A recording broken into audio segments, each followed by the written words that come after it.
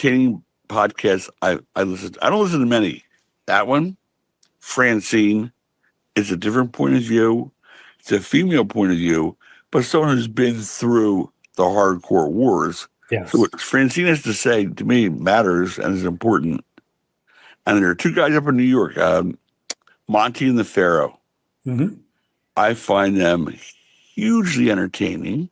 I find them fun to listen to. But those three are the only three podcasts really other than, the PW Insider stuff that I listen to at all. Big Ron Shaw here, the Earl of Upsets, telling you to watch my friends Monte and the Pharaoh on Long Island's #1 wrestling podcast show, and soon to be the world's #1 wrestling podcast show. That is going to be a big upset. Couple things I want to cover, Jimmy. Yeah. 500 level has now improved on the M&P code. Now go to MP30 for 30% off. Jimmy, I got to tell you something, right? I was at the beach, again, 500 level. If you guys haven't looked at the shirts, right, go to the website. It's incredible. And I got to be honest, right? So it was a little chilly today. I brought the dogs to the beach. I was off work for the Jewish holidays, today. right? It was cold, yeah. but I have from 500 level, I have a Roman Reigns sweatshirt. Now, usually sweatshirts are not always the nicest fabric, unless I'm into really nice fabric because I just don't like things up against my skin. So usually I'll get thinner type of shirts, but this is a heavy sweatshirt. The fabric, unbelievable. And you're going to get a deal at 30% off, Jimmy. I mean, my God, it's a no-brainer, guys. I am telling you, once you get one shirt from them, you'll get 50. I guarantee it. And they've got all the sports. Yeah, dude, tell me what you think of it, Jimmy. They're so comfortable. I got to get a long sleeve now. I'm telling you, I got to, because it was chilly today, especially for a guy who's been in Panama City Beach the last 2 years.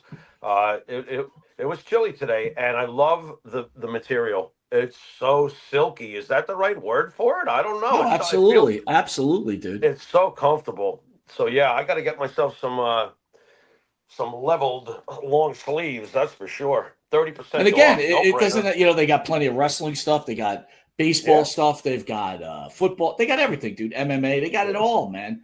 And I'm telling you, it's very high quality. Again, 500 level code MP30, 30% off. So if a T-shirt costs you $20, what's 30% off on $20, dude? It's enough. 10 plus another 20% tacked on top. Not much. It's a steal. It's a steal. I agree. I want to remind everybody too, the Monte and the Pharaoh show, hit the QR code, be willing to check out our shows on YouTube, where we got almost 24,000 subscribers. Go to our Facebook page where we're approaching 27,000 subscribers. And again, if you feel like donating to the show, please go to the Monte and the Pharaoh webpage, hit donate. Helps us bring in more guests. Trying to entertain Jim. We've got the big event coming up, so a lot of good stuff happening right now.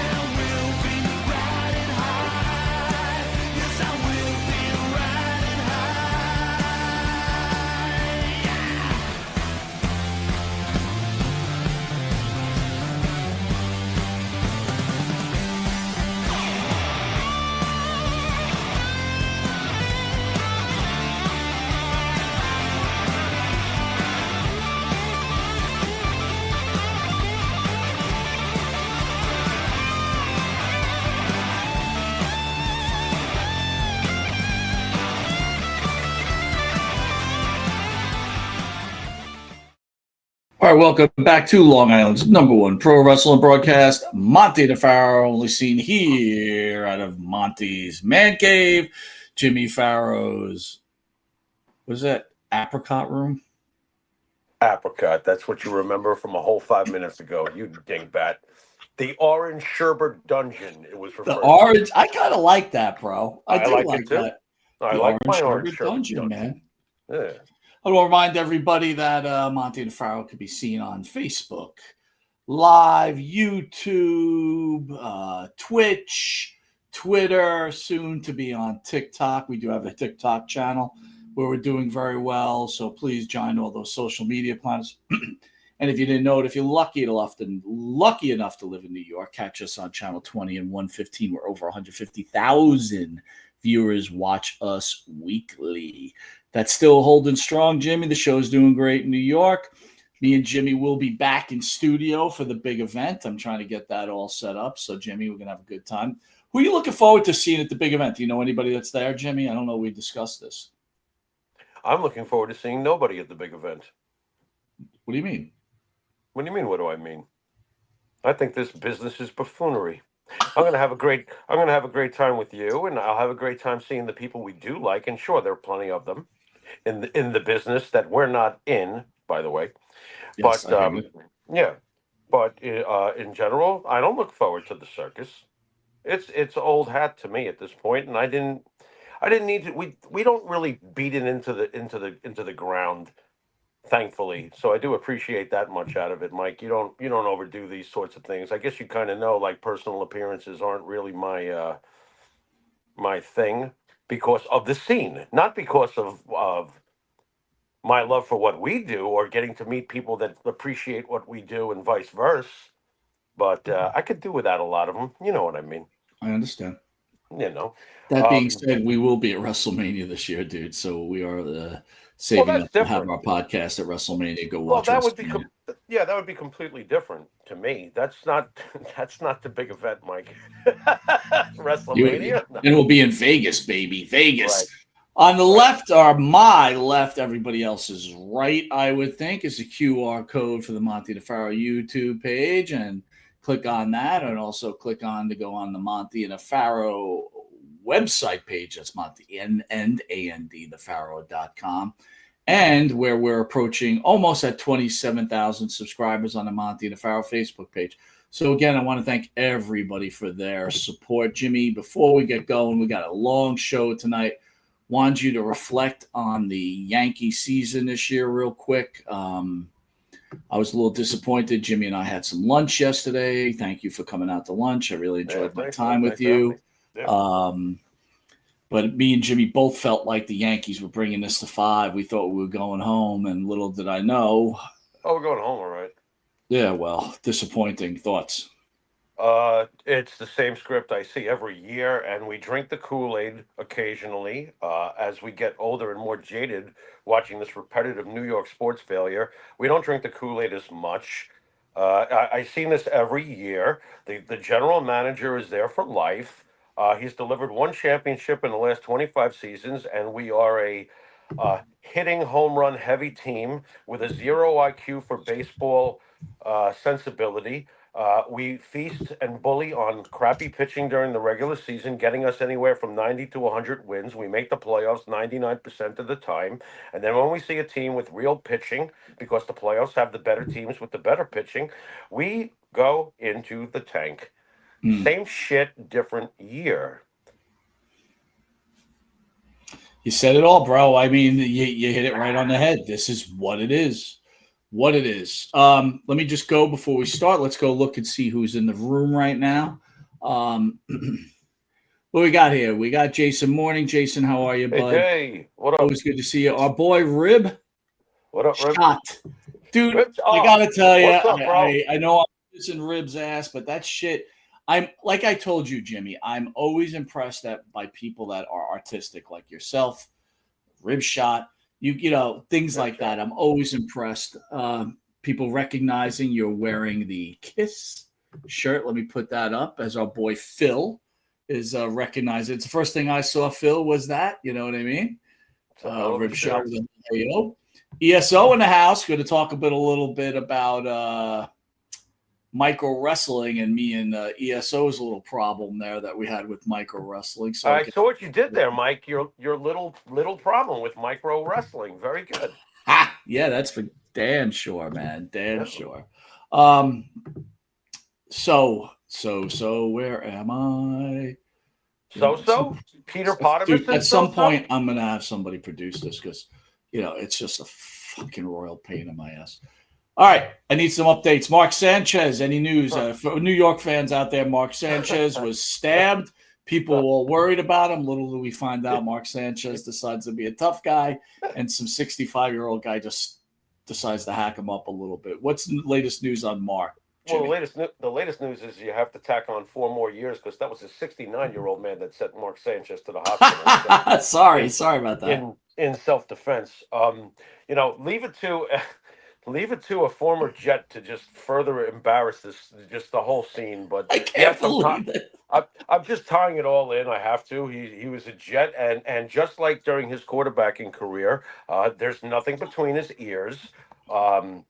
In selective spots. Apparently, this was one of those selective spots where Mark Sanchez became the dopey on-field quarterback in between his ears, 2011 and on. What are you doing, Mark? I mean, yeah, it's all on videotape. You can see the Mark is completely shit-faced. Is bothering someone who's just trying to do their job. The guy is almost twice his age. He hit him so hard that it went through his cheek and lacerated his tongue. I mean, like, yike. Like there's a hole. The guy needed surgery, I guess, or whatever the poor old man needed. How do you hit a 69-year-old, dude? Like, what are you doing? Well, apparently not very well, because the 69-year-old was able to mace him. And then when he realized the guy was going to come forward further, he quickly calculated, this guy's trying to kill me, I'm going to kill him. So, at the end of the day, nobody will probably talk quite this frankly, but Mark, you're a fucking idiot, and good for the guy who defended himself. That's it. Mark's career is probably completely over now, and he could probably sell cars now with some friend of the family's. I don't know. Wasn't he doing play-by-play or something like that? Oddly enough, that's what I meant by selective nothing between the ears, because he had actually become a competent, good color commentator. He had a good look, so you knew he was going to get hired for that. I mean, for God's sakes, Jesse Palmer wound up in the booth at one point. Remember that? If you're good looking, you might get a shot. Throw Mark Sanchez in a suit. Hey, you know what? That happens with everybody. What's worse for Sanchez, the butt fumble or getting beat up by a 69-year-old? The butt fumble, because people are going to make more fun of the butt fumble forever. It's that logo on his head when it happened. The Jets. Wow. I'm going to go with the 69-year-old, dude. You can't get beat up by a 69-year-old. Yeah, I know, but what do I find funnier? It's got to be the butt fumble. It's like, where you're actually finding the butt fumble funny? I'm still angry over that. I mean, think about it. He's like, the play breaks down and he decides to run straight into Brandon Moore's ass. It's brilliant. It's so stupid. Dude, that was season 3, I think, of Rex Ryan's tenure. We're riding high. We think the Jets are like, every year we're going to be in the playoffs. We're going to have Super Bowl contender. It was Thanksgiving night, right? New England, right? Yes. Go home. That game was literally over in 3 minutes. It was that bad. Yep. It was that bad. It's drinking the Kool-Aid. It's what we do in New York. New York sports is horrendous. It's horrendous. It is. And it's been horrendous for the longest time now. This is the longest stretch where all the 4 major franchises, somebody hasn't won something in fairly recent memory. It's awful. I think it's more than that, dude. I want to thank the fans out in Germany who made us number 20 on audio. So again, we've touched the top 20 on a substantial amount of countries, right, Jimmy? So well done. Mozambique. What is that? Aren't we like number 1 in Mozambique at one point? We were there. I don't even know what Mozambique. Zimbabwe, I think we were. Zimbabwe. Okay, well then we should be shooting for Mozambique. What's wrong with you? Go Team Ethiopia. What the hell's wrong with you? Last week we had Kerry Morton on. Thoughts on Kerry Morton, my friend? What did you say? You're breaking up. What was that? Oh my God!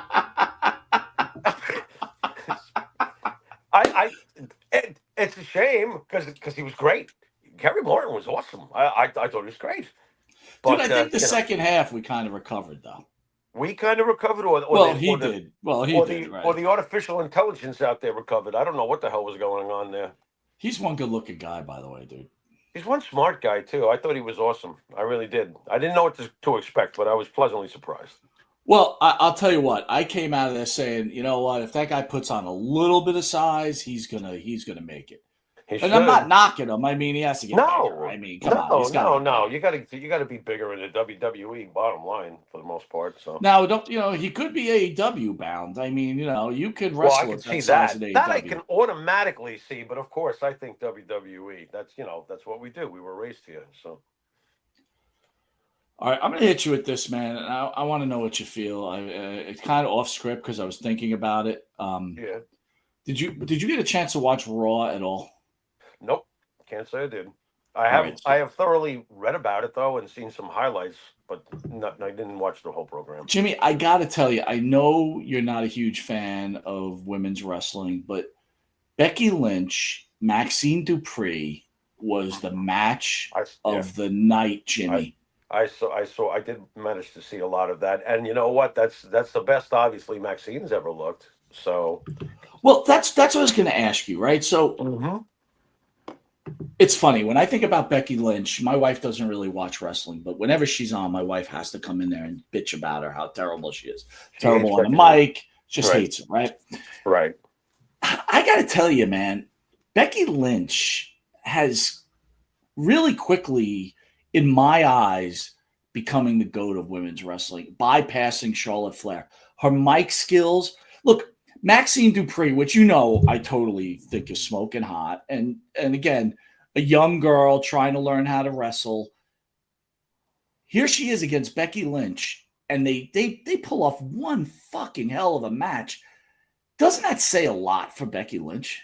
Says a lot for Becky Lynch, but it also I feel like I still feel Charlotte is the measuring stick. Okay, one way or the other. Charlotte has done this so many times and people don't realize it, but Charlotte has groomed in the ring so many names, just as Becky has, just as Bailey has. Notice I'm not mentioning that fourth horsewoman who's become a horse's ass in AEW, Sasha Banks.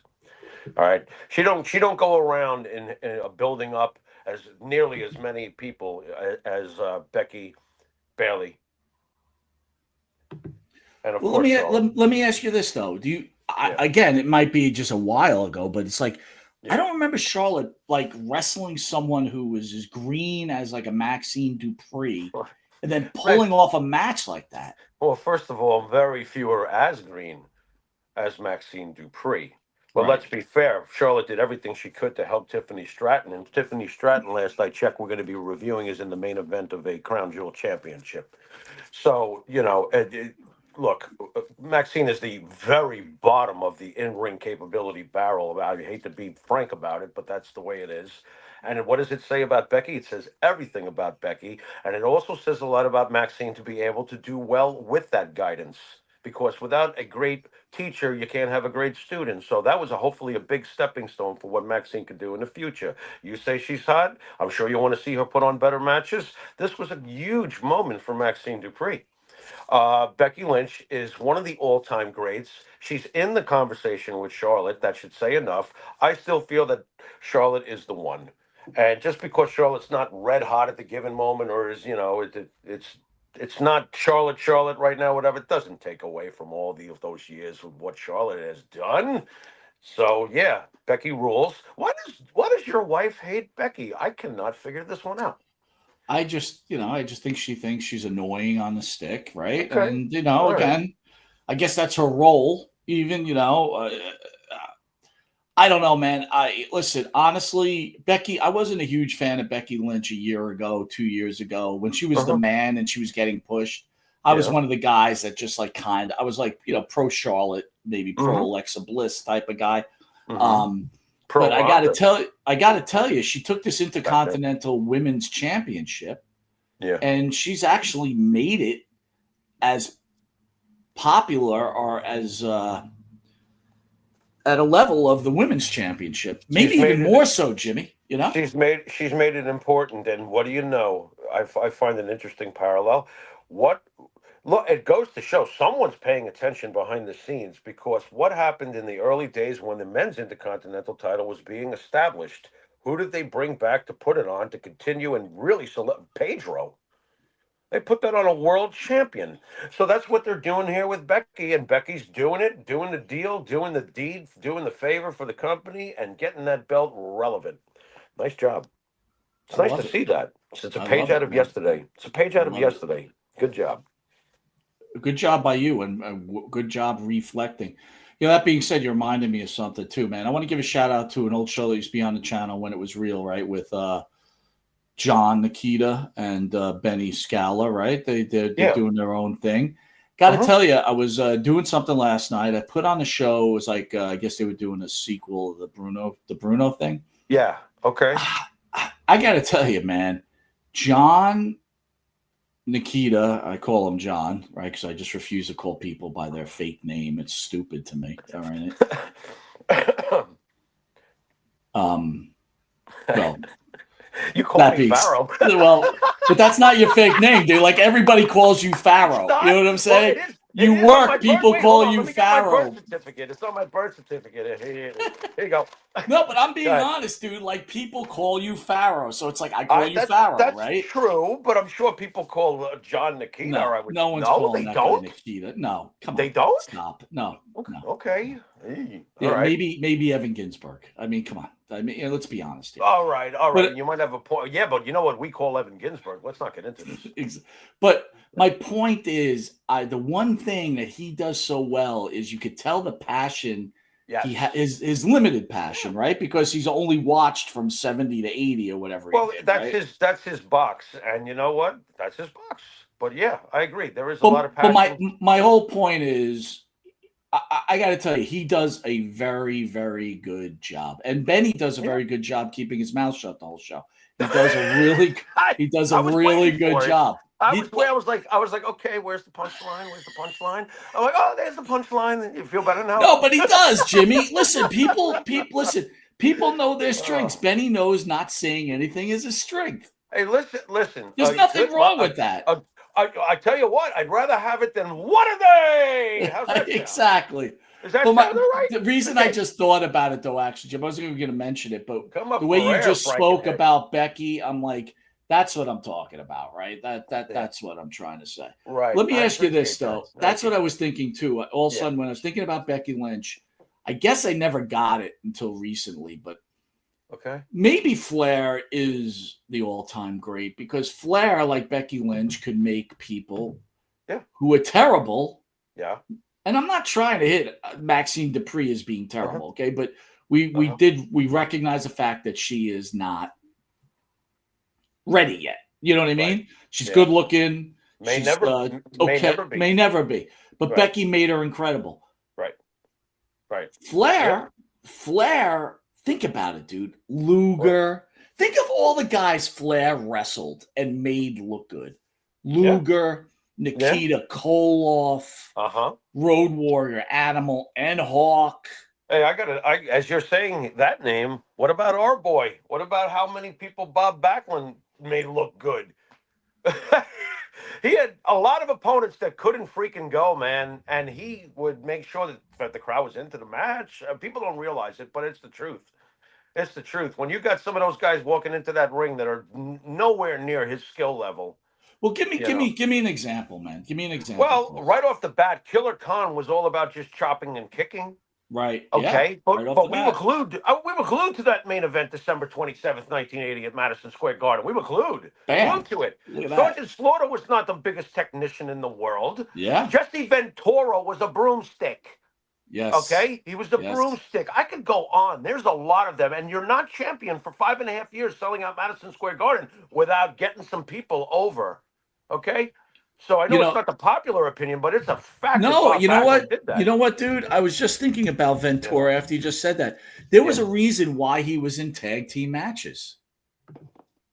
He was a nightmare to work with. Look, I'll say it real quick. I know I've said it before. I find this hilarious. Ventura was never about the in-ring work. As a matter of fact, as I was told, he had sent a message to a veteran, Wahoo McDaniel, go easy on me tonight. I just had a pizza. When he was a kid. Yeah. Wahoo beat the shit out of him in the ring. He beat the shit out of him. He was like, excuse me? Who is this fucking kid? You know what I'm saying? So, and you remember what Backlund said on the show? He was like, Jesse couldn't work. He was like, I made short work of him pretty much. Wasn't that like you were very upset back in that I was day. Pretty upset about it. Yeah, it was a matinee show, actually. And Ventura went down in 5.5 minutes. And to Backlund's credit, look how Backlund worked when you put an Adrian Adonis in the ring with him. Oh, yeah. Oh, my God. Or better yet, a Playboy Buddy Rose, dude. I mean, that match never gets enough credit. I'll tell you what else doesn't get enough credit, and it's gospel too. I just watched last night Snuka Backlund when Snuka leaps off the cage. I watched that match last night. When Backlund tells us that story in the interview, dude, yep. It's like, oh my. Yeah, we've said it before, Jimmy, and I got to be honest with you. I know Morocco Backlund, which I was there for. I'm sorry, not Morocco Backlund, Morocco Snooker, which I was there for, just like many other people. We were there that for Backlund Morocco match was better. Too. That Backlund Snooker match was better, dude. Right. It was much better. Not for nothing, the Texas Death Match we went to back when Morocco was amazing. So. Oh yeah. Absolutely. Backlund was a great worker. Anybody who's downplays his reign just because he's in between San Martino and Hogan is just wrong. I gotta be. You know what? Comments on social media like this. A lot of people say Backlund was terrible, right? Backlund, I couldn't. He was so boring. And then other people are more like us. Like we felt the same way as kids, but as adults, we respect what Backlund did for the industry and what he was like. Right. And the bottom line is as much as we disliked him back when we were kids, we were glued to his matches, which means he's doing his job one way or the other. Yeah. He's doing his job. Is that Mr. President down there? I can't read that shit. No, I'm reading it right now. Sorry, dude. This is like Rip Mike Greenwald, Red Sox, Arturo Gotti Jr. Wow. And my friend Country Bob after his battle with the Big C. Yeah, prayers, man. Prayers for sure. That's from Phil. Yeah, I just read about Greenwell. I'm actually very rattled about that. He had a cancer of some form. I think he was only 62 years old, a lifetime 303 career hitter. He was good for the Red Sox. He's a good player. I feel like he just retired and now he's gone. I'm like, ugh. Yikes. Phil brought up Backlund wrestling Bulldog Brower, bro. Right? Brower sucked. That guy was awful. Yeah, but I was still intrigued when he wrestled him. I remember that match. Dude, what's your all-time favorite Backlund match? Oh, when Valentine walks out of the ring with the belt. Come on. That's your all-time, huh? How could it not be? Because first of all, those two in the ring were magic, by the way. Nobody ever talks about that kind of thing. Backlund Valentine. Backlund Valentine was magic. They were incredible in the ring. Every time they got in the ring, going back to 79 or whatever, they were fantastic. But that ending? Come on. Backlund falls on top of him. The foot hits the referee in the head. The referee gets a little loopy in the skull. Valentine rolls on top, and he thinks that he's the one who. I don't know, man. That was just crazy. That was crazy stuff.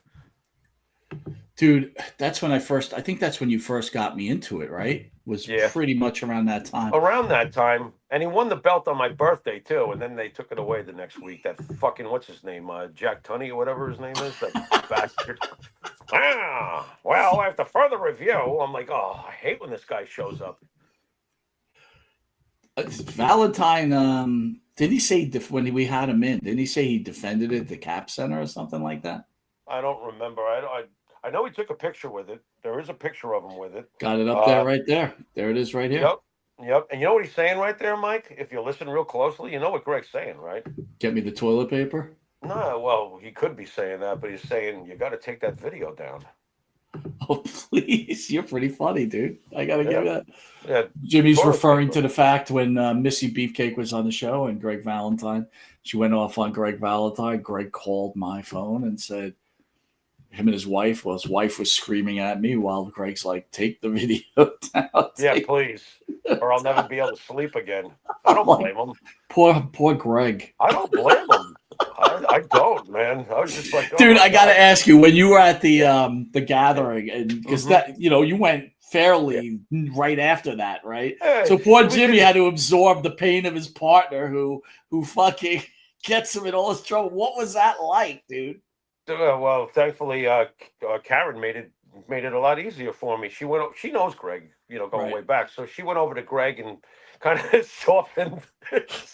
She's like, and he was like, "Oh yeah, I remember. He's the cool one." Went. You know, I was like, oh God. And he's like, it's okay, man. I get it. It's all part of the shit. You know, that's how he basically was about it. But not at that moment when his wife was No, like, no. you In gotta fact, get. I had to field like 5 phone calls, dude. It was I don't not look. at that moment. I don't blame him.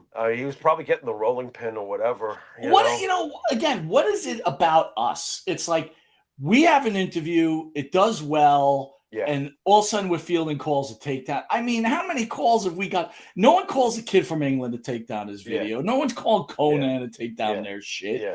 No one's calling Hannibal, but they're calling us, telling us to take down our shit That's all the time. That's because we're special. We're also special because we're the ones that we have all these people who are friendly to us behind the scenes and they do business with us and all this other stuff. They're the last ones that'll ever admit publicly when somebody's asking them to name podcasts and they name everybody but us. Because if they name us, they might catch heat for it, which is the equivalent to being a pussy! A fucking pussy! What the fuck? Anyway, how are you, Mike? How's things? How you doing? You're right, dude. You're right. Yeah. Don't say their name. It makes me laugh. It's like, oh my God, really, guys? You know, and then when they see you, hey, Pharaoh, and you ask me if I'm looking forward to the big event. Why? So I can put on my bullshit face? Ugh. Do I have to? Want to remind everybody, go to those QR codes, man. Subscribe, like, donate, whatever you want to do, man. I can't even point at the code. This is freaky.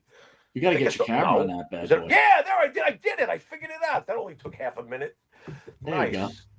Unbelievable. All right, Jimmy. Little time for Shut Up and Wrestle. You ready for some Shut Up and Wrestle? No. It's back. Shut Up and Wrestle. Shut Up and Wrestle. Favorite little. Who do you think's going to come up on Shut Up and Wrestle? Are you excited right now? As long as it's not that idiot from ECW Press. Go ahead. Shut Up and Wrestle. Are you ready? Sure. Here we go. Yeah. Party till I die with my chin up high. Twerk like it's my last day on this earth. Let that dollar make her work. Shake that money maker in my face. New. Do you know who that is? Someone who's really awful. No, who is that? I'll give you one more shot at it. I can't see it. I'm not going to guess the voice. Listen to the voice. You can tell. Just listen. You have to listen.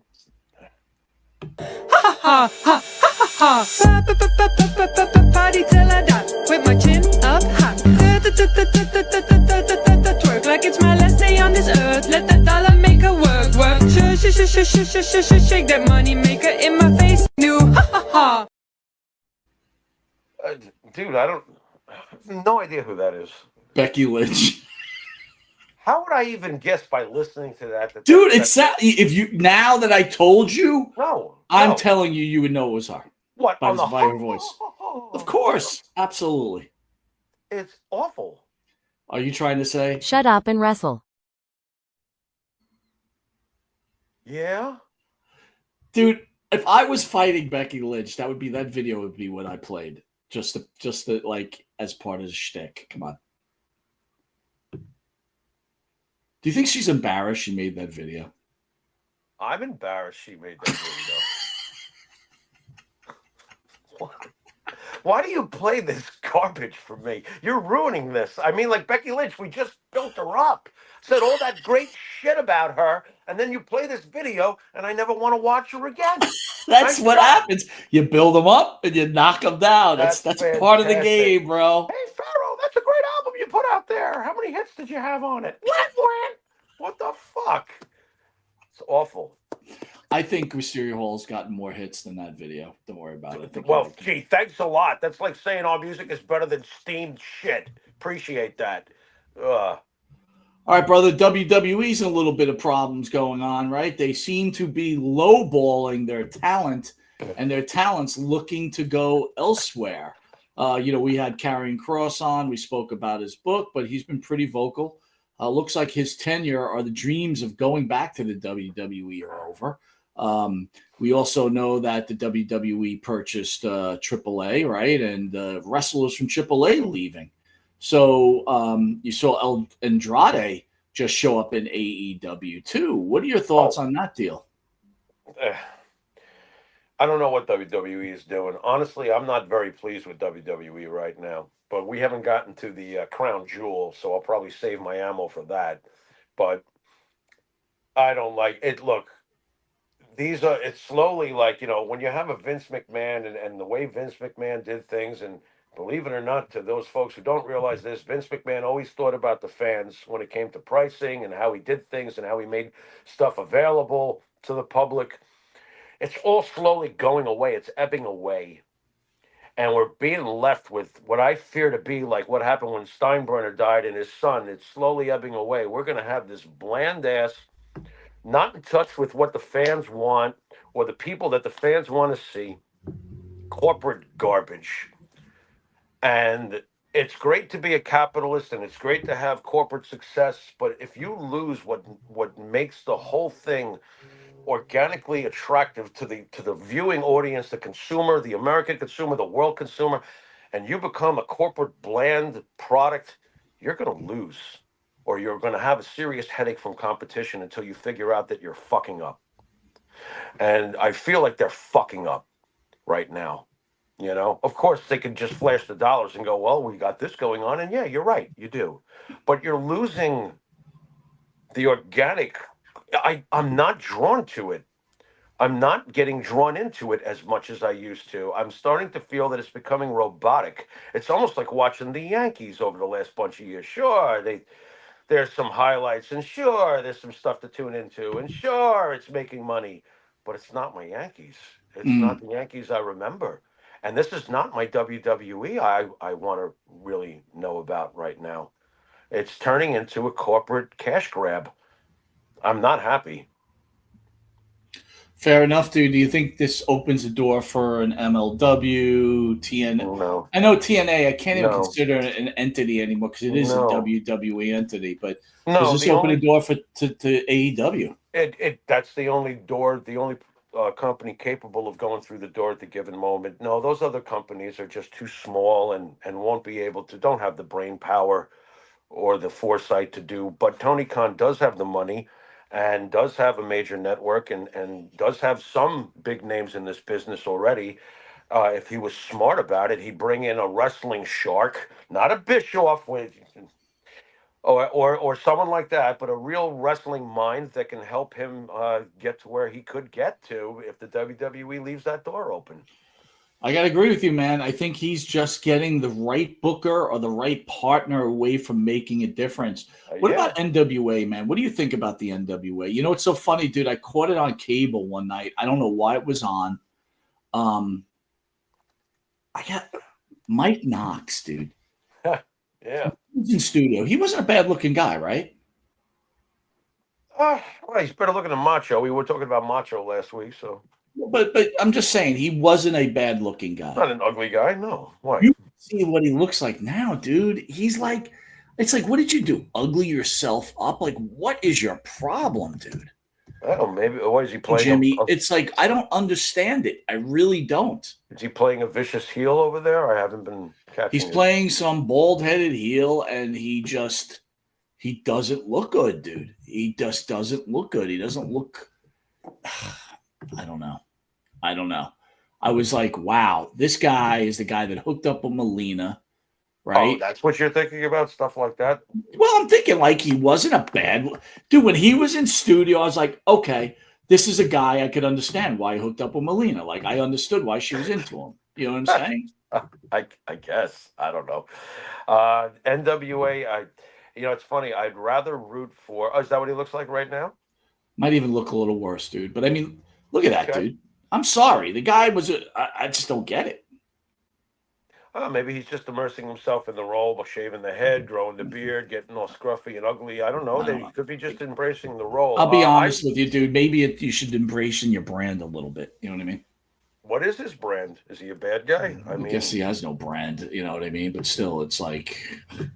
Go ahead. I didn't mean to interrupt you. No, it's fine. I would much rather see Billy Corgan go through that door of opportunity than Tony Khan for a bunch of different reasons. Obviously, there's the music connection. I definitely appreciate his musical contributions. From everything I've heard about him, he's a really nice guy behind the scenes, and he really loves wrestling. So he's a fan, just like Tony. But I'd rather have his kind of fandom and how he approaches things and runs things out. But I don't think he's got the resources that Tony does. So Tony seems to be. Here's the problem, realistic. Jimmy. I don't think these guys who are running these organizations get it.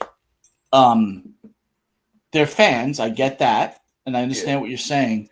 Yeah. But they seem to just be missing it. Like, what's entertaining? What's not entertaining? Right. Look, I've taken my moments to sit and watch AEW, and when they have these little, back and forth matchups on the mic, I almost would say I understand why the WWE scripts a lot of their stuff, because some of these guys that do their own thing, they're incapable, dude. Right. Like CM Punk, I am sure is not scripted. They give him like, this is what we want you to talk about, like old school. Becky Lynch, same fucking thing. But Maxine Dupree, I guarantee they're giving her lines, right? I would think so. You got to give these AEW people their lines. Mercedes Moné is almost painful to listen to. It's like the person that just gets paid a lot of money, but they don't do their homework, and all of a sudden they got to show up to school and act like they studied. She's been awful from day one, but they just let them run rampant over there. It's not the same kind of business approach. It's just not. Tony Khan lets them do whatever they want for the most part. As far as that, if you're a big star, he just lets you do what you want. And she can't talk. She never could talk. So you know what, Jimmy? You're right. She never could talk. Let's call it like it is. Good-looking girl, really good wrestler. You got to give her that. She's a very good wrestler. Excellent wrestler, but dangerous. Dangerous. Okay, that's fair. She's reckless. Yeah. But good wrestler, though. Fair enough, right? Yes, no, she's a great wrestler. I wouldn't say she's not a great wrestler. Her contributions in the past have already earned her that title. Right. How's that? Totally marketable, right? Sure. Everything that you're looking for, but you're right. It's like she cannot speak, dude. It's painful. I'll tell you fucking painful. I'll tell you the biggest reason why she's not what I'm looking for. Her personality. I would not want her in my locker room. I'm sorry. But as a character, that's what you're looking for, right? That but I don't want her in my locker room, though. Look, she's got everything, okay? But I still don't want her in my locker room. I don't want people like that in my locker room because I can't take the egomaniacs that make everything about themselves. It causes division and dissension in 90% of the rest of your roster. She doesn't do enough to move the needle. Remember, you were very excited when she got to AEW. She's going to move the needle. I'm like, Mike, she's not going to move the needle. Okay, so I don't want her in my locker room. Now, a CM Punk, I would take my chances. I would. Yeah, all right. But you know what? You keep on bringing up CM Punk. Who can AEW get? I'm letting you take any wrestler from the WWE that can move the needle. Nobody moves. Roman Reigns to the side, right? Just you can't. Oh, you mean right now? Yeah, right now. Move the needle.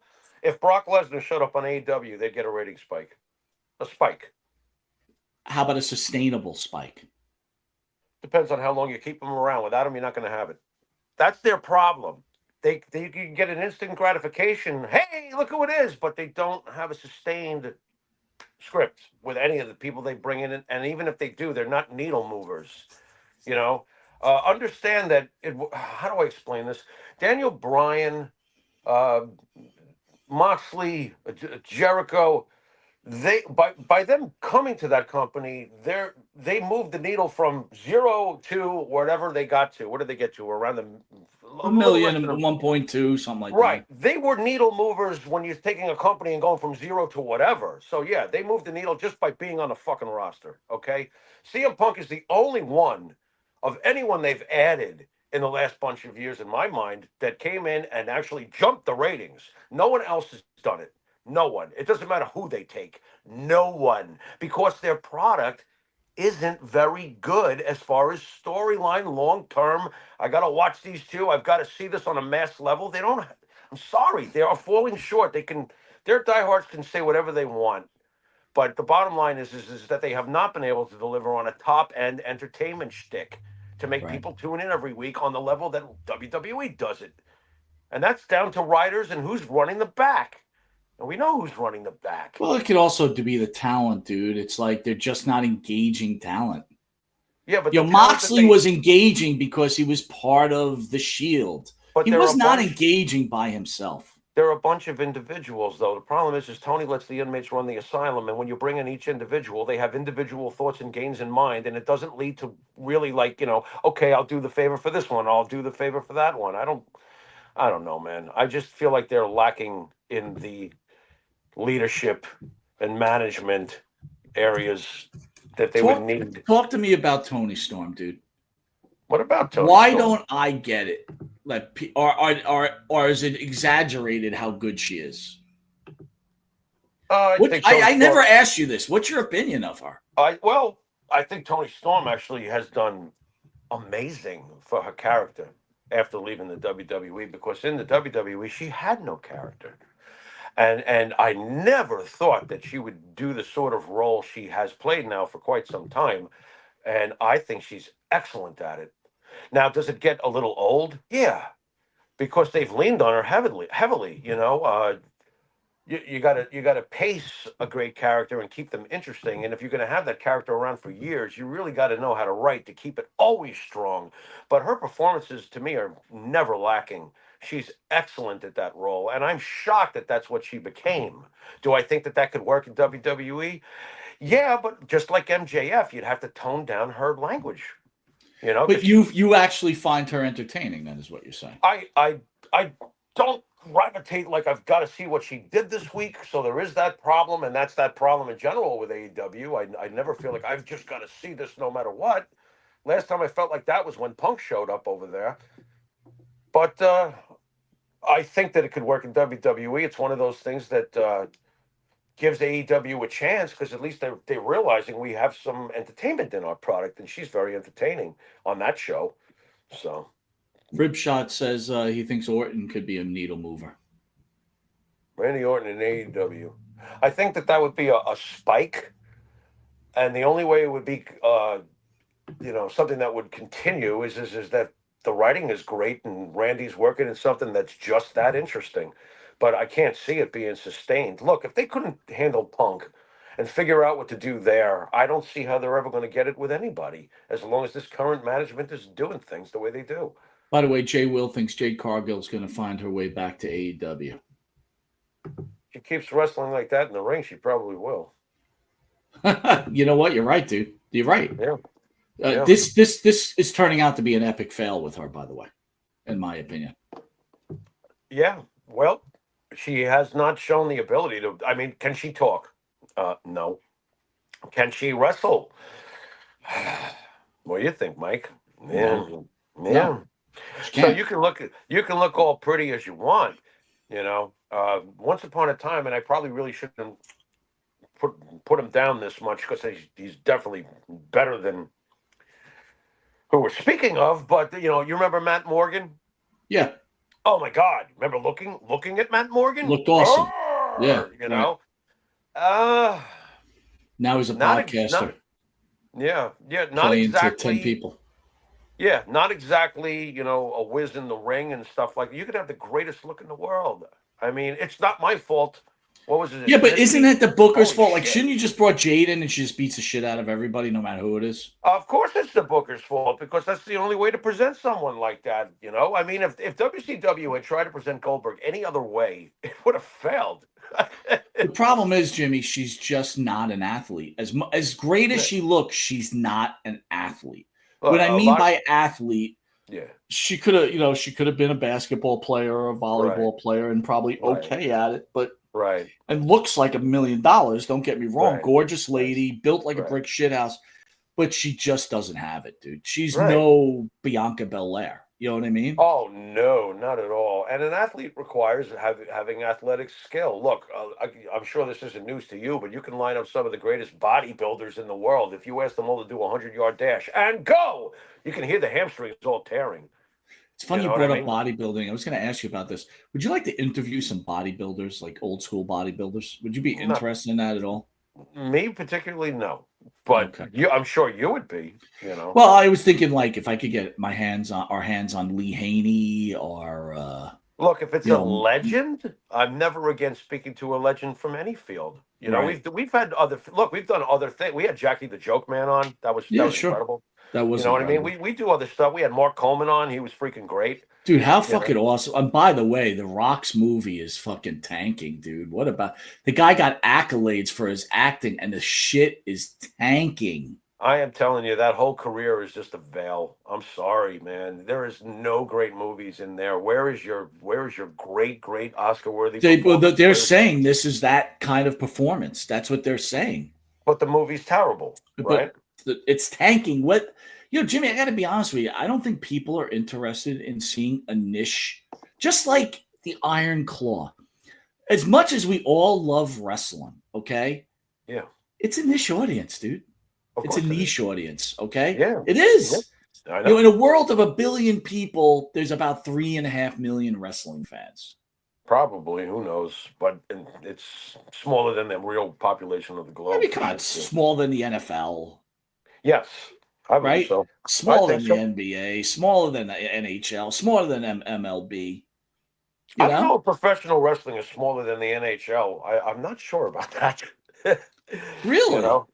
Yeah, I'm not sure about that one. You know, we'd probably have to look into it. I wonder what the most valuable sports MLB, NFL, WWE. I wonder where they do sit as far as Well, value. if you You think might be about it, just by surprised. the numbers that we heard, right? Might be I surprised. think you and me looked up the Cowboys; they were worth like $15 billion or something, right? Right? They were worth a lot. And the WWE sold for $5 billion. So maybe you got a point there, dude. Maybe you have a Right. point there. You Right. know, Yeah, they're probably. I would think they're more valuable than the NHL. You never know, though. You never know. Matt Riddle goes in public and says that I can beat both of them in a real fight: Roman Reigns and Brock Lesnar. He also says he could beat CM Punk. Well, what's he bringing up Roman Reigns for? That doesn't make any sense. And then the most stupid comment, yeah, you're gonna beat that guy up. Fuck out of here. Yeah. Stop it with your nonsense. Riddle, you might be a tough guy, but you ain't that tough. I'm sorry. No, he's going to the hospital if he fights Brock Lesnar. I mean, would you think he could take Roman Reigns? You know what? I don't think I can accurately answer that. Really? Because I do. Look, we've seen it many times. If you watch real fighting and you watch the real fighters and stuff like that, you don't always have to be bigger to be better. All right, and he's not a dwarf next to Roman, so I don't know what Roman's fighting background is. So I'm going to leave that one alone. I will say that I do think Matt Riddle could probably take CM Punk. Oh, he'd kill I don't. CM Punk. Yeah, I think he'd fucking wreck him. But I think that Brock Lesnar would send him to the hospital. Brock Lesnar would Yeah. fucking destroy him. And you know what? He better not try to get that arranged or something to make money for himself or something, get Brock to take the bait, because if Brock gets in the cage with him, he will send him to the hospital and not think twice about it and still cash his check with a clear conscience. Don't screw with Brock Lesnar. He will kill you. That's a real athlete, dude. That's He a is an real athlete. fucking That's athlete. an athlete. And That's a honestly, guy- I think Riddle would beat the shit out of Roman Reigns too. Roman Reigns was a football That's why player. I said, He's a football player. size-wise, yeah, exactly. That's why I said, but he's no dwarf next to Roman, and I don't know Roman. You know what? You're 100% right. Just because someone could be a bodybuilder doesn't mean they're tougher than you. It's not. But I will. That doesn't judge toughness. Muscle strength is muscle strength. Doesn't make you a great fighter. But here's the Right. problem. Right. This motherfucker. No, you're Come dead. on, dude. This Yeah. guy's an athlete, and Yeah. he's got the strength of 10 men. He will Right. kill you. He Right. will crush you. Right. I got to be My honest. God. I think Randy Orton would fuck Matt Riddle up. You might know? be right. Randy Orton is no small clown. He's also a surly, hey, don't fuck with me kind of guy. That's a big Southern boy right there. I don't think so. I don't think Riddle's taking care of him either. And not for nothing. Who was I thinking of that from years earlier? Oh, because you mentioned Roman Reigns. I'll tell you what. There's a family member in Roman Reigns' family that would destroy Matt Riddle, send him to the hospital. Haku, you're going to the hospital. Haku in his prime. I'm He not said, sure, Jimmy. I'm yeah, not sure Haku in about his that. prime is sending Matt Riddle to the fucking hospital, bro. I'm not going to disagree with you, but I'm not Yeah. sure on that. Matt Riddle's a tough dude. I'm not. I'm not saying he's not, but I'm saying that the most notoriously dangerous guy in the history of this business, no, Matt Riddle's going to the hospital, and he's missing his nose. So, it's going to happen. What's he going to do? Get close to him? You get close to Haku. He's already proven he'll use his teeth to take your nose off. You don't even want to get close to him. How are you beating him? You're not beating him. What, you going to headbutt him? Bad idea. Unless you go for his nuts, Riddle's not taking Haku. That's just It my wouldn't. opinion. It wouldn't be a show if we didn't discuss Powertown USA and their failing of delivering their goods to their fans. They put this letter out saying how they're going to do their best to get this knocked out. They're going to fly in merchandise, but here's the problem: the letter they sent out was from April, so that's not really going to fly. I know how much, and you and I, and that's the dolls that are in concern right now, right? Mm-hmm. You've got Junkyard Dog, Medusa Maselli, Wahoo McDaniel, Jack Briscoe, Kamala, and looks like Dory Funk Jr. Mm-hmm. None of these dolls. And they're still selling them even after they did their show, even after we had Mr. Morton on, who said that they ripped off his father. He tried to get Magnum off the hook. Obviously, the audio wasn't great on that, but what he had to say was basically Greg Gagne had told him that they wanted $500,000 to import these dolls in, which was utterly ridiculous, and that he would get back to Morton within a certain amount of weeks, and he never called him back again. And like I said, they went on that dude's show, Dominic D'Angelo, who I found out, by the way, is under the Click This banner. He does their social media. Sean Oliver shared that with us on our Instagram page. Okay. Because we were making fun of D'Angelo, and he had to tell us that D'Angelo was on the payroll. Okay. So he's on the Click This payroll, and he's on the payroll of Gagne and Magnum TA. But I meant to ask you, I know how much we look up to Greg Gagne as the wrestler. Has this soured you on that at all? Well, I'm going to say something very selfless right now. Could you please pay Karen McDaniel? Okay. Yeah. Has it soured me? Of course. You don't want to hear about shit like this. I mean, I did live through it somewhat because Karen was waiting for money that never came. So, he's ripped off Kerry. He's ripped off Karen. He's, what are you doing? What you're ripping off? You ripped off Monty. I know he ripped you off. Mm-hmm. I thought, what are you doing? I'm really surprised. Again, in the end, it was $135. But if you do $135 times, I don't know. Let's just be fair and say 1,000 people ordered these dolls, which may be a little high. That's a lot of fucking money, man. Dude, one person not getting their product for what they paid for is the same thing as 1,000 to me. There can be none. Okay, it's like a fraudulent autograph that you pay for. That can't happen. You don't do that. There's certain things you just don't do in this business, And I'm not in the business, but I know enough between right and wrong to know that what is happening here is wrong. Fix it now. Jay Will says depends on the rules. Haku with rules is not as tough if they make him out to be. Well, let's cut to the chase. Let's make no fucking rules, okay? Because I remember back in the day when Tyson was eating Holyfield's ear, I just wanted them to go in the back alley at that point. Just go in the back alley so we can settle who the man is, because it's pretty obvious who would have walked out of that alley.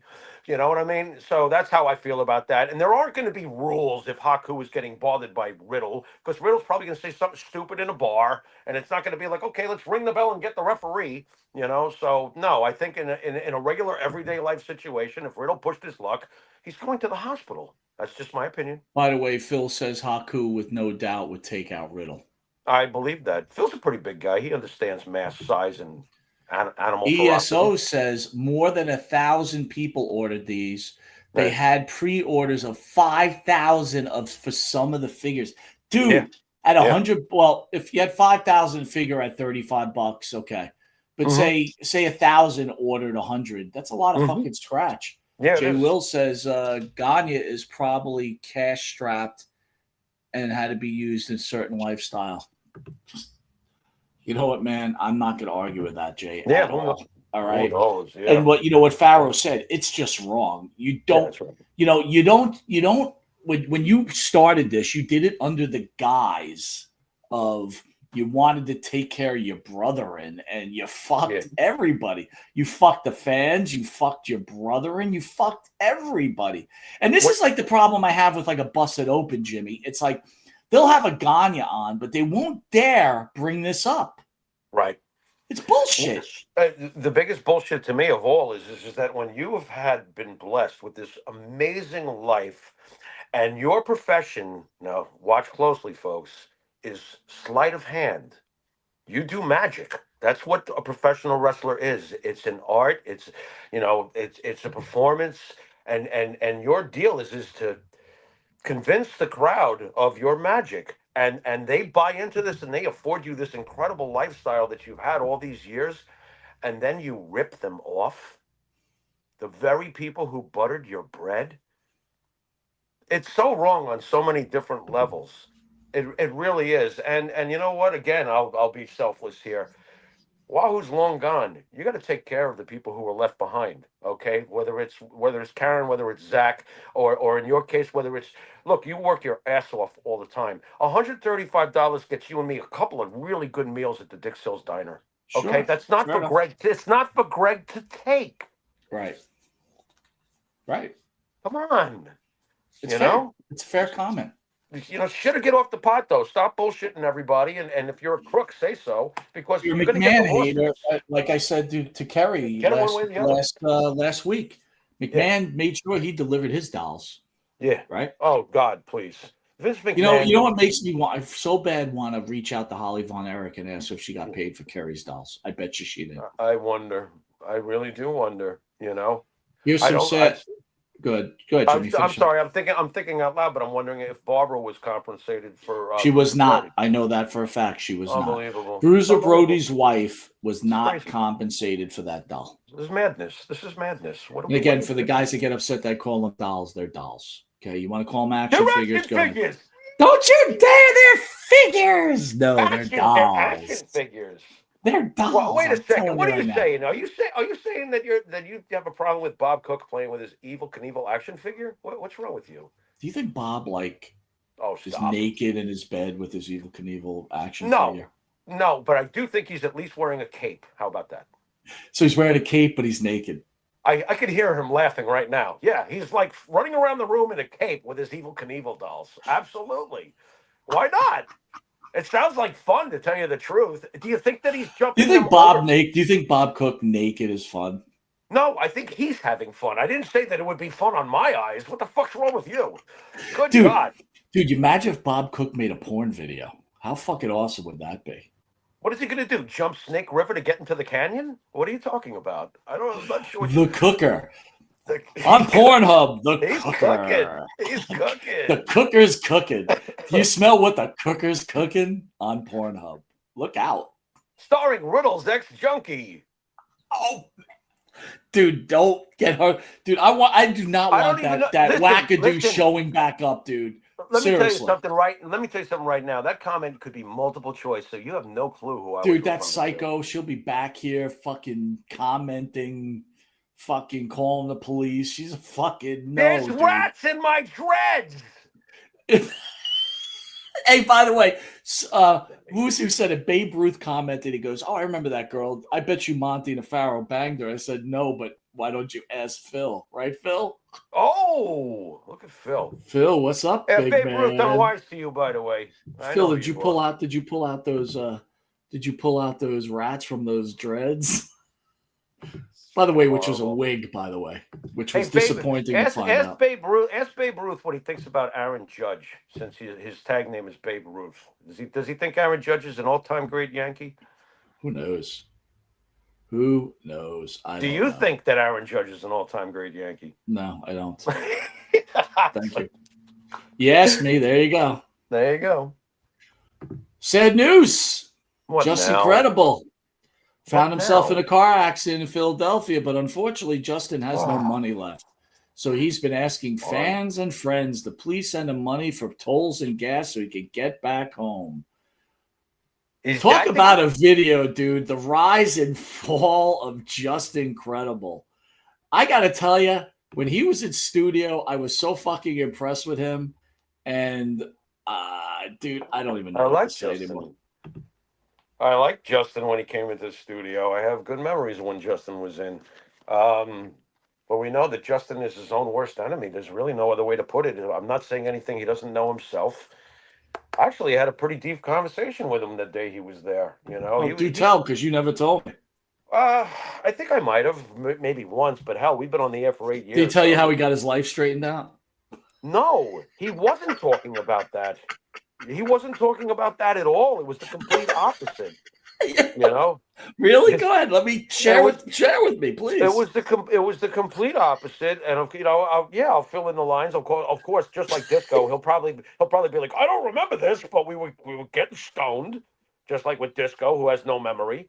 But we were getting high, and he was just talking about how depressed he is, and that he just can't seem to get his momentum back in his life, and he wonders about his career choices in wrestling, and he was just very. Well, how about this? When you get booked, show up.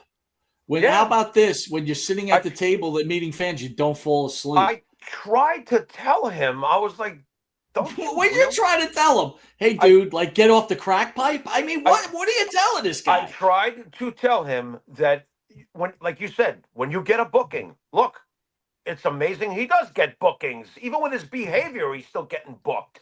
So it's like, if you're getting bookings, it means that you did something once upon a time that you should be proud of, and take the positives from it and conduct yourself that way. You might discover that life might get a little better if you look at it a little differently. That's what I was trying to tell him. And he was receptive. He was like, yeah. But unfortunately, it Mark Sanchez. It went in one ear and out the other. It was like, okay. Because he's had a lot of problems. By the way, not to interrupt you, but ESO came to Phil's defense and said he was too busy interviewing Bad Company and then breaking down on his way home in his car. Okay. Interviewing Bad Company? Mick Ralphs is dead. What is he? Oh, never mind. And Phil sat with Justin, and he liked his Newport cigarettes. Phil... I think Phil banged Phil doesn't smoke. Phil was saying that Justin smokes Newport cigarettes. Yeah. Okay. Ugh, those are gross. So you feel bad. Back to Justin. You feel bad for him then, Jimmy. I'm not happy to hear it, but then again, he can't get out of his own way. I don't even know what to say about it. I don't root for him to fuck up like that, but he fucks up a lot. Well, you know what? When we were going to have him on again for a second time about a year ago, because he was getting trashed by Mario Mancini. And of all people, if you get trashed by Mario Mancini, you hit an all-time low. You know what I'm saying? So I wanted him to defend himself. You know what I mean? And you know the story. He goes, "Hey, bro, can you send me $50? I got to get the kids groceries, right?" So I'm like, all right, the show will give you $50. Do the interview. Why not? Sure. No showed us. I know. So, I got the money back. I know. But the problem is, stick to your commitments, bro. I don't know why I still knee-jerk defend him, but fuck you, Mario Mancini. You can't lick that guy's jockstrap as far as his career goes. Fuck you. It's so funny. I like Just Incredible more than I like Mario Mancini. You should. Just Incredible was actually really good in ECW back when ECW. Mario Mancini should be dating Rat Nest. Mario Mancini should just be dating his palm watching Pornhub. He ain't dating nobody. This week on Pornhub, Mario Mancini watches the cooker cook. Dude, I just laughed so hard I boofed my cigarette, and now I'm going to burn down my room. We're going to have this live on tape. Oh, no, Bruce is on fire. Fuck. I got podcaster arrested for animal cruelty as he burns his cat. Right. They show me running out of the house, but I don't have cats. I have my wrestling magazines under my arms. What do you think? Jimmy, you and me could do this show and no one could be watching it. We'd sit here and laugh at each other. This is the life of me and Jimmy. All right, Paul Heyman going after Braun Strowman. Paul Heyman was talking about how that Bronson Reed was the only one to ever stretch her out. Roman Reigns, and then on X, Braun Strowman did some kind of GIF. I call it a GIF, but we'll call it GIF so people don't go, it's a GIF or a GIF. I don't want to hear it. And Heyman basically put out a tweet basically saying, hey, I'm glad you're still alive. And we all know the story between Heyman and Strowman. Strowman went up to Heyman and said, what am I doing wrong? I want to be in the main event. And Heyman told him, you suck. So I have a feeling that Braun Strowman's going to be back in the WWE with Paul Heyman and the Vision. I just have a very, very strange feeling. Oh, they're just working us all with this one? Because honestly, I honestly feel that they're bringing Strowman back as a bad guy and not the goofy guy he was before. I don't know. Do you think that's really going to happen? I would actually like it if it did. That group could use a little muscle. He doesn't even have to say much. Just kill people. That might. I think that would be the idea, right? Put him and Lesnar together. Forget about it. I think that would work. Hey, let me ask you something. You put him and Lesnar as a tag team. Are they instantly the greatest tag team of all time? No, and I'm not even thinking of that. I'm thinking of if Heyman's going to have him running around, he could be like extra muscle for the other guys in the outfit. You know, I'm not thinking about Lesnar. Lesnar don't need nobody. I know they wouldn't, but if they were a tag team, do you think anyone could ever beat them? Yeah. Who? In their prime? Just Incredible and Bob Cook? Yeah, Just Incredible and Bob Cook. Bob Cook and Just Incredible teaming up against Lesnar and Strowman. Bob Cook and Bobby C. I'm simply splendid. I can't believe you brought that guy's name up. You're killing me. You know who could beat them? You know who I know booking wise. I mean, this is scripted shit. But I would put Andre and Hogan versus them. How's that sound? But they're dead. All right, so their move sets might be a little limited. Jesus Christ! All right, so anyway, Bruce is in Texas, right? ESO's in Texas. He's like, "Hey, Monty, I know you know some of the guys from Micro Wrestling." And I go, "Yeah." I'll give him a call because he's like, I got an idea. I'll shoot some video for the show, and just give me a backstage pass or press pass, So I write this long email to this dude from Micro Wrestling, right? Sounds like trouble already. Get his name. I think it's Darrell, but hold on a second, Jimmy. So I write this really professional. His name is Jack Full of Gas. Jack Full of Gas. No, Hillegas, but I'm saying Full of Gas. Oh, Jack Darrell Hillegas. You're right. I thought you were making a joke. All right. Well, I was. He's full of gas. Go on. Jack Hillegas. Yeah. So anyway, I write this really professional email. I said, hey, one of our reporters, right, which is kind of nerdy, but, is in Texas. And I was hoping we could get a press pass. We'll promote you on our next show, right? And we'll put you on our channel. I get no answer, which is a surprise, man, because basically everybody that I write, you either get an answer yes or you get an answer no, right? You get some sort of answer, right? We at least have that much respect in the industry that someone's going to answer. So this guy's an answer, right? So I'm busy all weekend, and Bruce calls me again. I'm like, Bruce, I have it on my list. I'm sorry. I call the guy. So this is how he answers phone. Micro Wrestling Federation, like really pumped up. Hey, this is Mike Monty from Monte The Pharaoh. I sent you an email. Dead silence. Yeah. Just like this, dude. Yeah. And I'm like, yeah, I got my one of my team members in Texas. I was hoping you get a press pass. Not interested. We get ripped off with that stuff. And I'm like, you get ripped off? This is me. I'm like, you get ripped off? What does that mean? We get ripped off. What did I just say? I'm like, how do you get ripped off? And he just hangs up the fucking phone. And he just hangs up the phone. And I'm like, really? I wanted to call him back and be like, you're a fucking dickhead, right? But it was like, but I'm like, I'm not wasting my time. But I mean, again, you got Micro Wrestling Federation. Every one of those shows in these fucking little bars with 20 fucking people in it. What you could probably use the exposure, douchebag. I mean, seriously, who's running to go see these fucking people? Come on. You haven't heard they've taken over the block. The block. Look at these fucking goofs. Look at these goofs, dude. I'm gonna run and go see this. Get the fuck out of here. Right. Come on, please stop it already. The pleasure was all yours, fucknut. I mean, okay, dude, you've already given them too much exposure. Take that shit off. Jimmy, you That's gave enough. him too much exposure. Hey, Babe Ruth's now you there. get nothing. Fuck off. Babe Ruth's Yeah. here. Fuck Greg, scam Gagne. Babe, Jimmy wants to know, is Aaron Glennon your greatest Not Aaron Yankees? Glenn. Oh, Aaron. God, we already know about Aaron Glenn, you idiot. I've got too many Aarons and Glens on my mind, Yeah, dude. yeah. Okay, let's sum Aaron it up. Judge is a great Yankee, a Hall of Famer. Well, he's going to be in the Hall of Fame, but is he a great Yankee? That's the question. Mitch says Bob has one of the best working punches.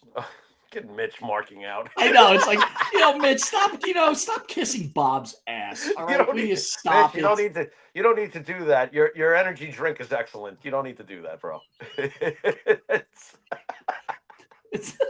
I love Mitch, but come on, cut it out. We all know the cooker can. Sorry, but Bob's been known to have one of the best porns around. That's what we're Would you talking stop about. with that? My God, you've got him in the Knievel cape, don't you? Running around. This is awful. Stop it. Can't take him anywhere, Mitch. Just can't take him anywhere. Bob has one of the best working punches. Oh my God, Mitch. Just stop already. What the fuck? Yes, Bob is a great wrestler. He was great. Congratulations. Oh, one of the man. best working punches ever. Mike, when do I get credit for having a great real punch? Jesus. You want me to tell that story? No, you No. don't. What, Babe Ruth buddy? says, fuck Powertown. Fuck them. Babe, they probably took you too. They took me. They took a bunch of people. There you go. But more important, tonight on Pornhub, Top Bob Cook's working punch. Bob Cooks, Connecticut. Why not? Ding dong, who's at the door, honey? It's Mitch. Come on in, Mitch. Bob, you get the best working punch. Now show me how you use it. No, Mitch walks in and you don't see what he's looking at yet. Mother of God! They're like filming this. Cooker Cooks, Connecticut. Mother of God! Mitch is running out the door like, oh, I'll never watch wrestling again, I swear. Mother of God! Yeah. All right, Crown Jewel at 8 a.m. in the morning. You're gonna bother to do that at 8 o'clock in the morning? Okay, I was saving this for this opportunity. Now, Mike, correct me if I'm wrong. Is this going to be shown only on the ESPN app? That would be correct, sir. That would be a mighty fuck you. No, I am not going to be watching it. Fuck All off. right, make believe that you had the app. What would you be watching? Make believe I have money for the app? Oh, let me pretend. Hold on a minute. Let me see. How did I get? I don't think a lot of people have money for that wait. app, dude. I know how I got the money. I had a cameo in Cooker Cooks, Connecticut. That's how I got the money. That's it. Yeah, I was Long Dong Pharaoh. Maybe you've heard of me. Oh God. No, I'm not gonna. Well, I would watch it if I had the app. I'm sure At I would. 8 a.m., you'd get up at 8 a.m.? No, I can watch it later. Isn't that the beauty of an app? I guess. But I don't know. I don't know. If you're not watching it live, it's like, why do I want to see it? Well, they shouldn't be over there anyway. Fuck their. I tell you what, when I go on social media, people be like, Becky Lynch against, Charlotte Flair was incredible. I'm not running to the app to go watch it. I just look it up on YouTube and watch the last 4 minutes. Well, that's what I'm going to have to do because I ain't paying them that damn money for the ESPN app. Screw off. Well, since you are, let's go through some predictions, dude. Tell me what you think. Okay. Let's predict some scripted stuff. Sure. Let's observe. Go ahead. Bob Cook has one of the greatest working punches. Fucking Mitch, man. I'll tell you. It's a lot better than John Moxley's punches, but go ahead. John Cena against AJ Styles. And this is not the first time these two have done battle with each other. Are you excited for this? Anything involving AJ at this point, I'm appreciative of. But I for some reason, I think this is where Brock Lesnar comes out and just leaves them both lying in a puddle of blood, and because I feel like John Cena is not done with the Brock Lesnar thing. I feel like that might be his final send-off. He somehow gets a pin over Brock. A lot of people saying Gunther at Saturday night's main event. Interesting. That would be interesting. So really, the last time John saw Brock, that's it. He just beats him to a pulp, and that's that, huh? Interesting. Okay.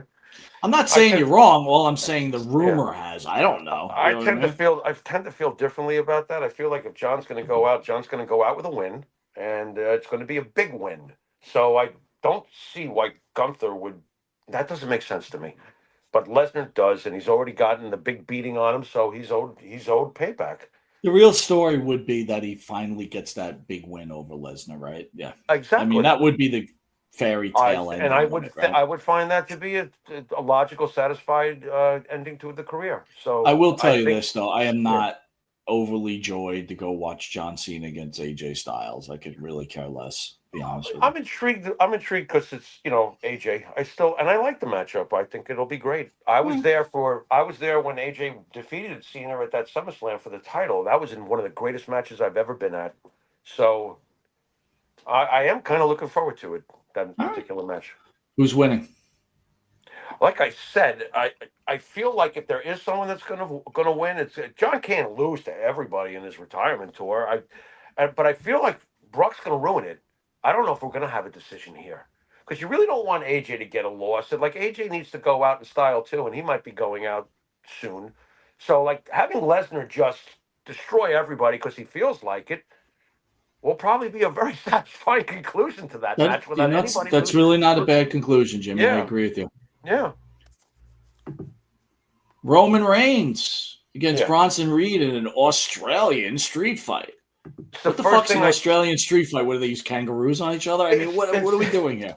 That's not a knife. This is. Come on, Australian rules street fight. And when I look at Bronson Reed's big chubby mug, the first thing I think of is Australia. No, it's not. But okay, all right. Listen, I like myself some Bronson Reed, dude. He's pretty good. His thighs frighten me like Tyrus's used to. Oh, by the way, I like. He had that T-shirt, right? What was it? The Tribal Thief with the sneakers hanging with the Nike sneakers. They got sued for copyright. The WWE had to take the sneakers off the shirt. It's like, oh my god, it's too bad. It's a pretty good idea. Oh well. But what is an Australian street fight, dude? No rules. It's the same thing as anything else. It might as well be Patterson in the dingo boots and the tight jeans. And the T-shirt tied.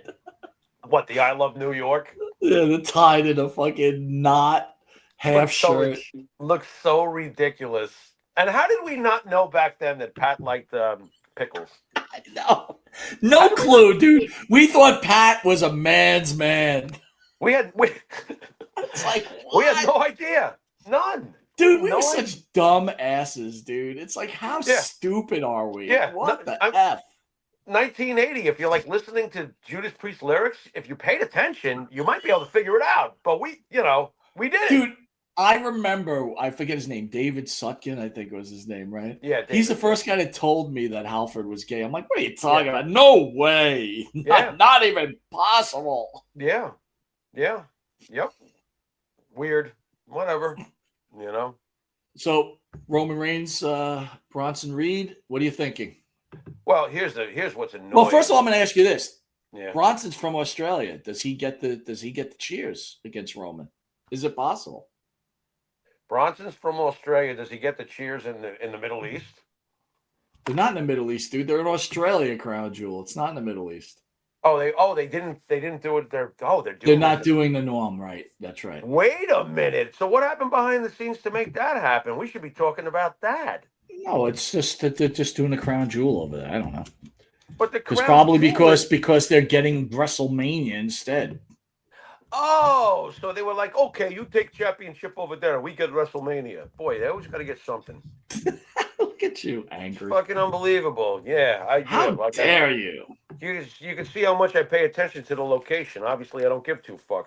Okay, so does he lose in his home country? Well, first of all, does he get cheered in his home country? Yeah, I think he will. But then again, maybe he won't. I mean, Roman is so damn loved universally, right? Roman's a needle mover, dude.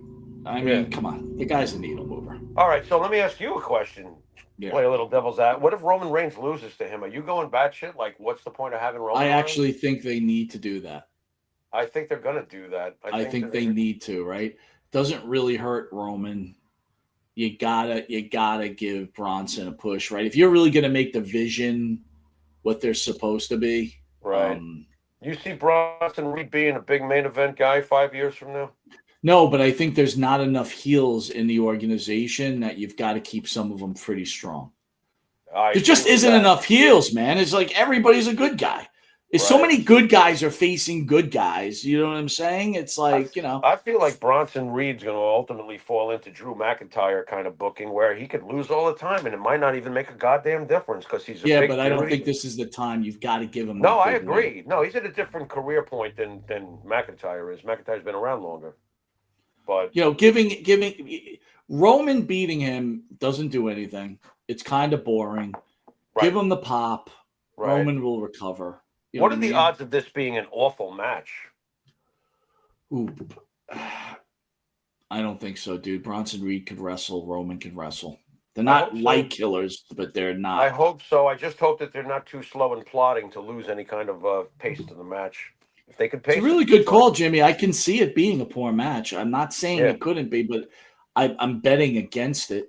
I'll tell you what, I would think it would be a better match than seeing AJ Styles, even though AJ Styles is tremendous. Well, they better be careful because I think at the same time, Cooker Cooks Connecticut is debuting on Pornhub. So if they're Cooker's gonna write you pissed off. All right, who's winning that match? You started the whole thing. I like Cooker. Everybody loves Cooker. He's got a great working. You beat me to it. I was going to ask him, but nobody ever talks about the judo chop he used to. No, wait a minute. Forget that was somebody else.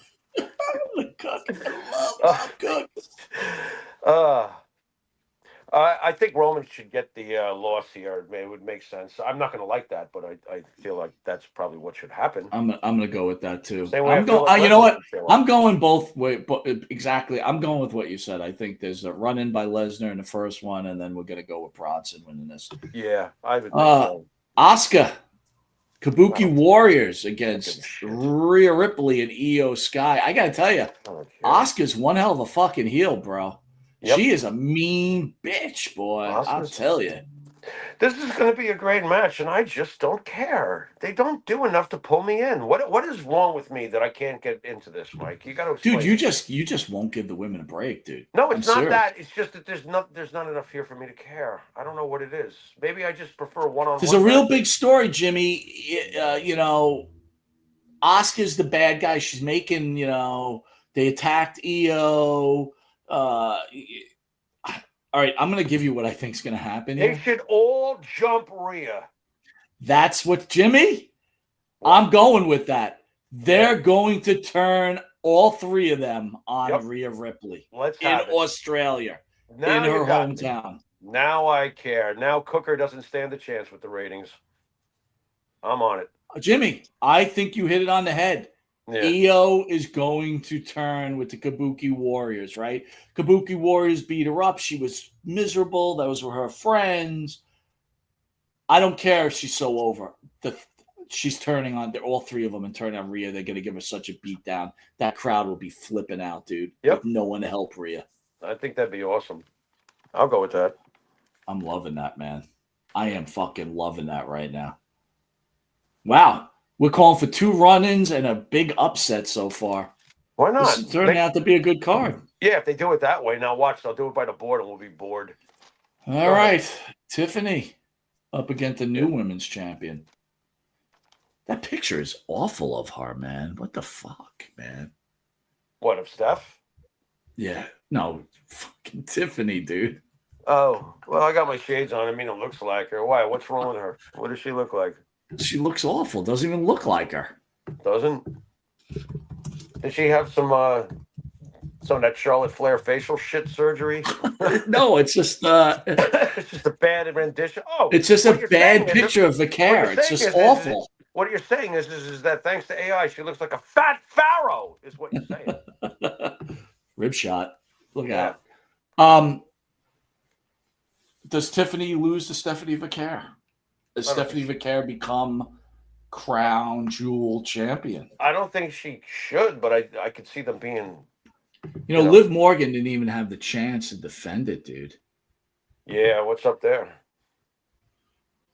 You don't seem like you're too much into this match, huh?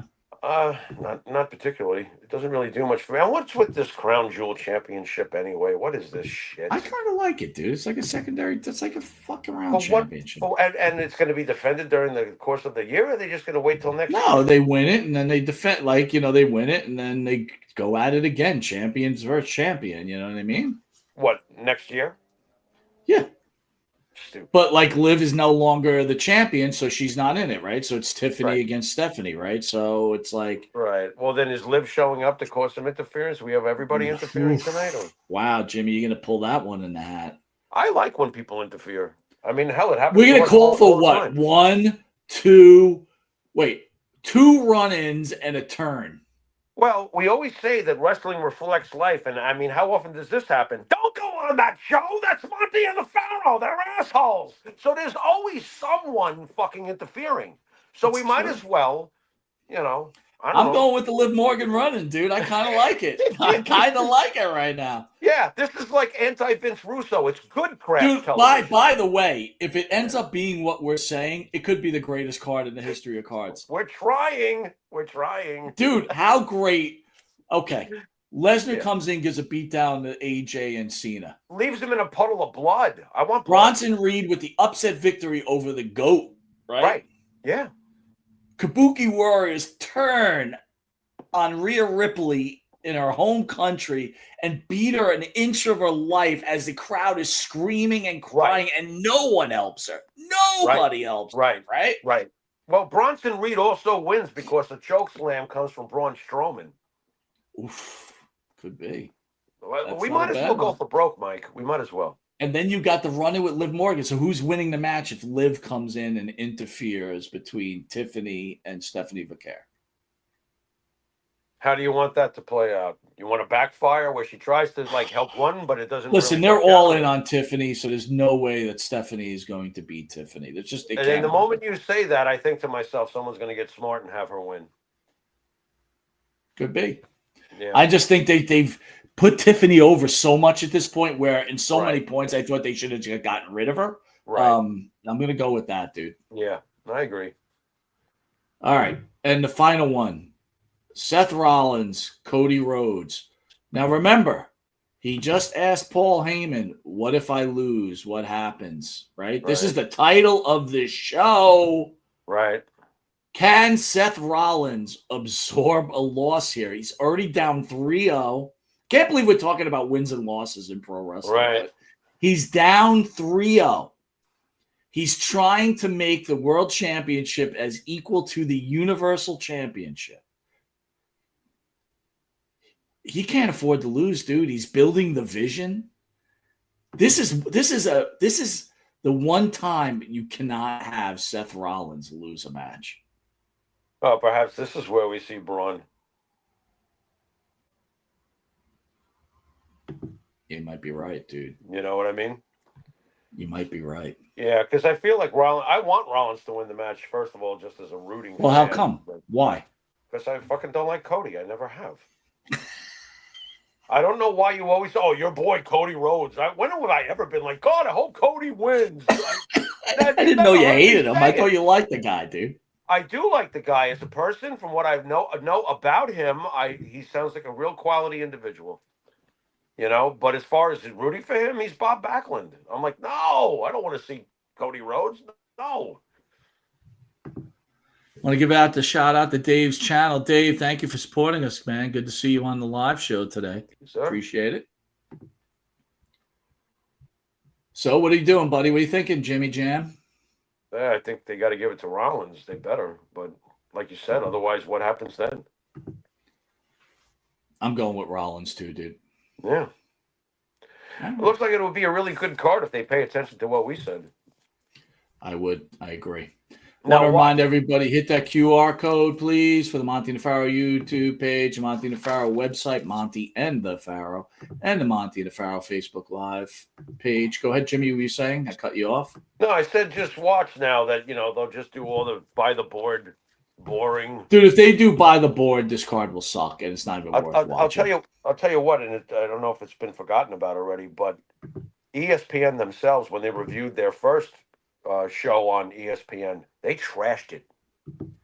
So there's probably some internal pressure to deliver a really good show for this second pay-per-view on premium live event on ESPN. So if they're smart, they'll do everything here we're suggesting. So people are going, that show was fucking amazing. That's what they need right now. They need that as much as Seth Rollins needs to win that match. How's that sound? Jimmy, I got to tell you, spot on, bro. You're all over it right now. Thank Want to you, remind everybody, 500 level code MP30 for 30% off 500 level. I am telling you, these are the best shirts, highest quality. It's not just wrestling. They got every sports shirt. So cool. Jimmy, also what they do too is they've got shirts for events, right? So I ordered myself a Saturday night's main event shirt, right? Oh man, I forgot. You gotta get me something. Yeah, I'm waiting for you to tell me what you want. Just get me the Hogan Andre. If they don't have long sleeve, I'll take short sleeve. I'd like long sleeve, All right, but I'll what size? Large, extra large? Just give me large. All right, I'll get that for you. 500 level. Yeah. Again, MP30, 30% off. Mhm. Got any shot? What's going on with Stereo Hall, Jimmy Jam? Again, at some point soon we're gonna shoot the video and we'll release everything. That's pretty much where we're at right now. Everything's finished, so it's a matter of getting out and shooting a video, and where we're gonna do it and how we're gonna do it, and it's coming. Did you decide what the new theme song for Monte The Pharaoh are going to be? Have you made the final decision yet? No, I'm still very partial to Riding High, but if we are going to switch, I have a song in mind, but I don't. I'm not going to go, this is the one, until I play it for you and see what you think about it. Because if you don't like it, we're going to stick with Riding High. You know what I mean? Listen, I love Riding High, but you know what? I'm really excited for some new music. Yeah, I thought it was a great got one, show. I thought it was a great show tonight. I want to thank everybody for joining us on a Thursday night. Cooker, thanks for having fun with us. We enjoyed that as Love always. Bob Cook. A couple of things just to reflect on. I think everybody should try to watch Crown Jewel. It's 8 in the morning. Make yourself some coffee, sit back, have an egg. Yeah. It should be a little bit of fun. Yeah, I was wondering why you hadn't invited me over. Now I realize you already know I'm not getting up at 8 o'clock. That's what I'm saying. It's like you. That's why I asked you, would you get up if you had it? Because I know you sleep in a little bit, right? Oddly enough, the only time in my life that I ever consistently got up early for a sporting event was watching Manchester United, because their games are very early in the morning over in England. And you watched it, huh? Oh, I did for years. Then Sir Alex Ferguson left, and Manchester United is awful now, and so it's not as motivating.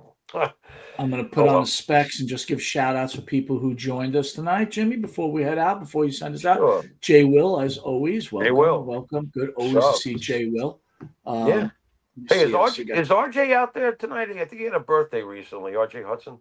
I got to look. Happy birthday, Jason RJ, Morning. you're out there. Yeah. Rib Shot was here tonight. Phil DeCesare, ESO. Always good to see our man, ESO. ESO is going to start doing some producing. A Mess in the house. Oh, man. I haven't seen a Mess in a while. Good to see you, buddy. Yeah. Let's see who else we got here. Joseph here. The man on Facebook, Joseph Molarano.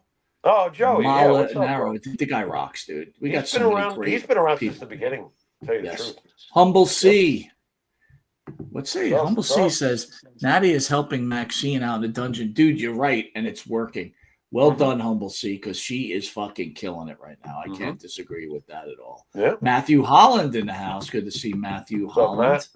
Crazy Matt, right? Yeah. What else we got here? Hang in there, Jimmy. I'm just going down the list here. Yeah. Yeah, real quick while you're doing that, since it's Halloween season, Michael, Freddie, or Jason, who's your favorite? Freddie. Interesting. In fact, you know what's so funny? I caught the first Nightmare on Elm Street the other night, and it was pretty fucking good, man. Oh, it's so good. The original is fantastic. What is the creepiest scene in that movie to you? In the original Nightmare on Elm Street? Not even creepiest. What's the best scene? Well, the best scene is Johnny Depp at the bed. You don't like the girl that gets like on the wall and she's kind of getting killed on the wall? That's great. That's great too. There's a lot of great scenes in that. Descendants 2, John in the house. Rib Shot, we missed this comment. He said if Vince McMahon came to AEW, he would do numbers. Yeah, that's without a doubt. Oh, my God. Would he ever? Yeah, for sure. Is he bringing the mustache with him, though? That's what I want to know. I think he got rid of it. Yeah, thank God. Who are you picking? Freddie, Jason? Who are you picking? Michael. Yeah, I knew you were a Michael Myers fan. Yeah, Michael by a mile. Yeah, when you do Michael Myers correctly, you got the original one, and the original one is superior to everything. You know, amongst the big three of those horror icons, but they all have great movies. Neither one of us picked Jason. What's wrong with Jason? We don't like his. He's annoying. He's ugly. I don't like ugly murderers. Ugly. Mitch Seinfeld was here. What's He's up, the one Mitch? with the working punch comment. Would you stop? Jesus. Babe Ruth with the return. Good to see you, babe. Good to see you. Hey, he never answered about Aaron Judge. I guess he's still thinking about it. Mitch Seinfeld says he doesn't buy action figures from Greg Gagne, but do you buy toys? Woodster was in the house. Woodster, good to see you, buddy. I heard Greg Gagne had a great working kick. He says the Powertown figures are coming. Who? Who says that? Woodster. Woodster? He said they're coming. Yeah, he has inside information. He's full of shit. He's they pulled it off the rowboat. Dave's channel was here. Good to see Dave. Good man. What's up? Wait a minute, Maria Davis back in the house, the first lady. I was wondering if Maria was around tonight. What's up, Maria? So Maria had some personal problems, Jimmy, with her family. You know, she's been taking care of her family. Our prayers are with her as always. Okay. Beautiful lady. Yeah. I want to share something, but she might get pissed off at me. But I'm going to do it anyway because this is what we do on Monte The Pharaoh. No, not with Maria. You got to make sure. Maria had revealed to me that one of the other loyal listeners was making a play for her on social media. What? Yeah. Okay. Can you guess who that person was? No, but last I checked, there's a... Sorry. What the hell is wrong with you? Are you having fun over there? Oh, I'm sorry. I was trying to click something. Go ahead. What are you saying?